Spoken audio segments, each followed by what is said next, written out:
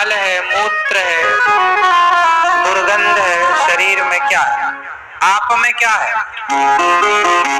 विषय है, वासना है, गंदगी है, छल है, कपट है, ईर्ष्या है, द्वेष है।